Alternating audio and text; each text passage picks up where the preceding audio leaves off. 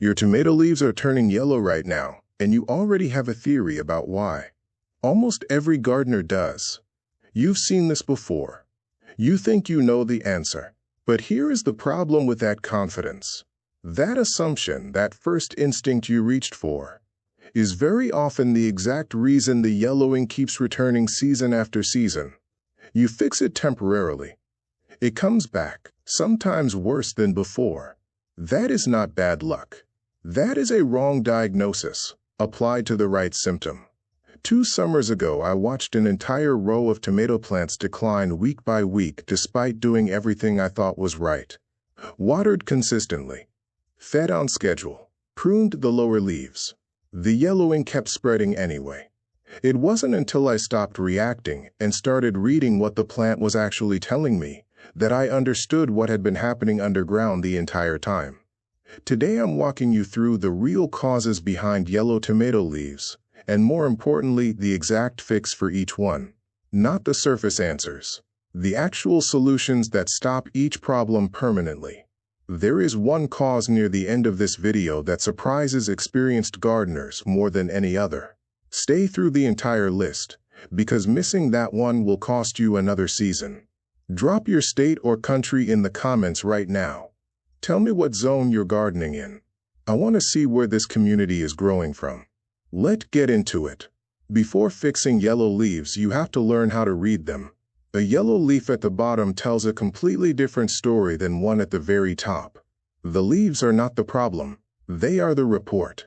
Once you understand what each pattern means, the correct fix becomes obvious, and you stop wasting money on treatments that solve the wrong problem. Number 1 cause and the fix. The watering trap. An overwatered tomato plant and an underwatered tomato plant can look almost identical from a distance.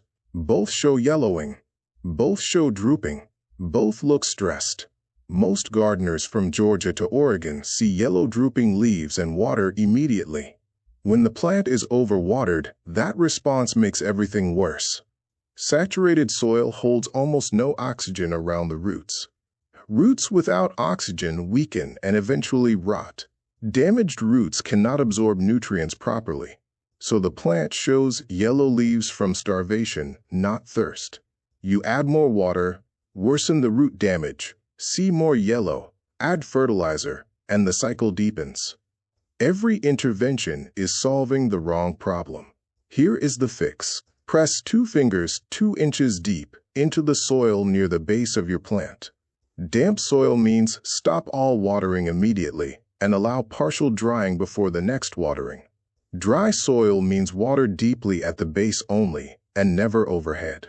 For persistent overwatering in containers, check that drainage holes are clear and functioning. Remove any trays catching standing water beneath pots. Gardeners in Chicago, Denver, and Seattle, growing tomatoes in containers, miss this constantly. Mulch 3 to 4 inches deep around every plant to maintain consistent moisture between waterings.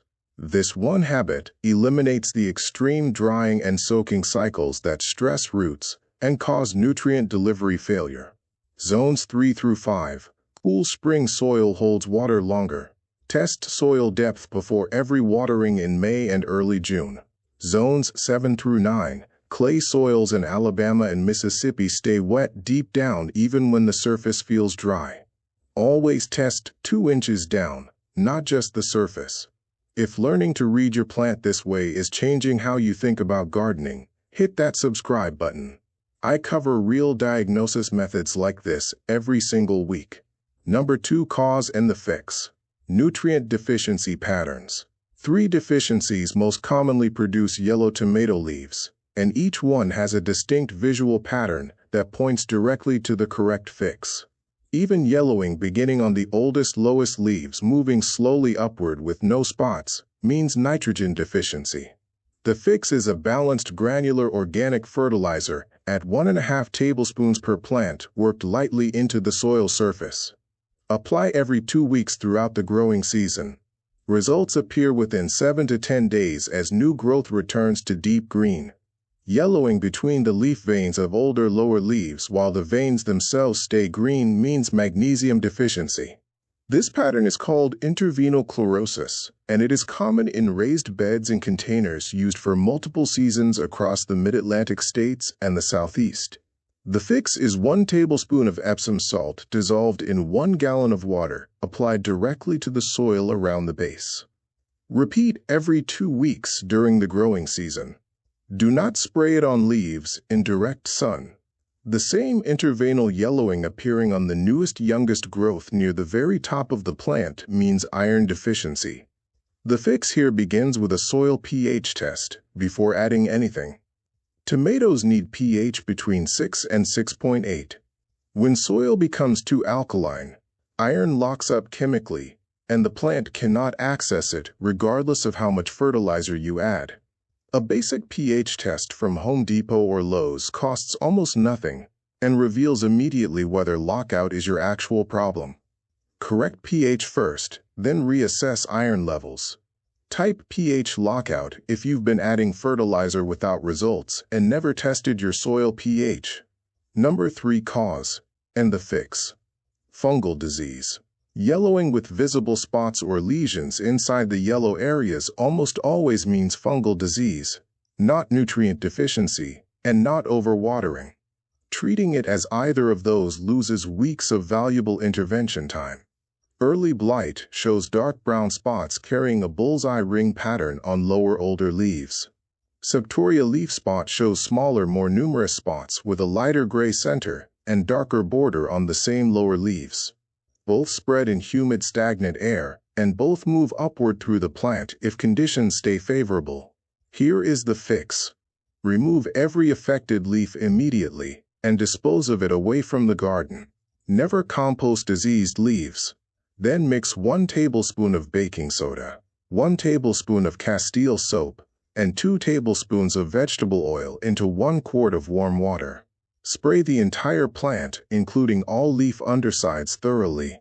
Apply early morning or evening, never in midday sun. Repeat every 3 days during an active outbreak, then every 2 weeks as prevention.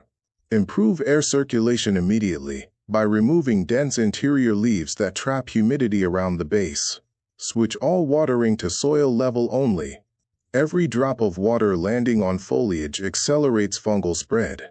Zones 6 through 9 from the Carolinas through the Gulf Coast. Monitor actively from May through September. Zones 3 through 5, peak pressure runs June through August, when humidity climbs after cool spring planting. Subscribe and turn on notifications. Next week I'm covering the complete soil amendment that prevents fungal disease and nutrient lockout simultaneously from the first week of planting. Number 4 cause and the fix. Root damage. Compacted soil in raised beds used for multiple seasons without fresh amendment chokes roots of oxygen and space. Gardeners across the American Midwest using the same bed soil for 3 or more consecutive seasons frequently encounter this by midsummer. Root rot from persistently wet soil takes this further, destroying root tissue completely and leaving the plant unable to absorb water or nutrients regardless of what you add. Here is the fix. For compacted soil, work 2 to 3 inches of fresh compost into the top layer of the bed immediately. This restores the open, airy structure roots need to breathe and spread. For container plants, carefully remove the plant and examine the roots directly. White or cream-colored firm roots are healthy. Brown, soft, mushy roots confirm rot is in progress. Repot into fresh soil. Trim away all damaged roots with sterilized shears and apply a soil drench of 4 tablespoons of 3% hydrogen peroxide per 1 liter of water to the new medium. This destroys anaerobic pathogens and reoxygenates the root zone simultaneously. Type root check if you've never pulled a struggling container tomato out to examine what's happening underground. Number 5 cause and the fix. The one that surprises everyone. The lowest leaves on a mature fruiting tomato plant will yellow and drop naturally as the plant matures. This is not disease, not deficiency, not overwatering. It is the plant redirecting energy away from older tissue toward active fruit production. Every season gardeners across the country see this, panic, add fertilizer, increase watering, and create real problems out of something that required no intervention at all. Here is the fix. Do nothing. 1 or 2 lower leaves yellowing slowly on a healthy, productive plant with no spots, firm roots, and consistent soil moisture is completely normal. Leave those leaves alone, or remove them cleanly to improve air circulation at the base. That is the entire intervention required. The real emergency is yellowing that moves rapidly upward, appears at multiple levels simultaneously, carries spots or lesions, or develops on new top growth. That requires diagnosis and action. Slow natural aging at the very base of a thriving plant requires nothing but patience. Your complete diagnosis and fix guide. Damp soil plus yellow drooping leaves means stop watering, improve drainage. Dry soil plus even yellowing from bottom up means nitrogen. Apply balanced fertilizer. Intervenal yellowing on old lower leaves means magnesium. Apply Epsom salt solution. Intervenal yellowing on new top growth means test pH first, correct lockout before adding iron. Yellowing with spots or rings means fungal disease. Remove affected leaves and apply baking soda spray. Slow yellowing on the lowest leaves of a healthy fruiting plant means natural aging. Leave it alone. One correction at a time. Wait 7 days. Observe. Then adjust. Making multiple changes simultaneously makes it impossible to know what worked and risks swapping one problem for another. What is your tomato plant showing right now? Describe what you're seeing in the comments. The location on the plant, the pattern, any spots. Drop your zone too. I read every single comment. If this just changed how you'll read and fix your garden from this season forward, subscribe. This is Plantoria Gardening. Traditional techniques, real results, no hype. Stop reacting to symptoms. Start reading the report your plant is sending and applying the right fix the first time. The answer was there the entire time. Thanks for watching and see you in the next one.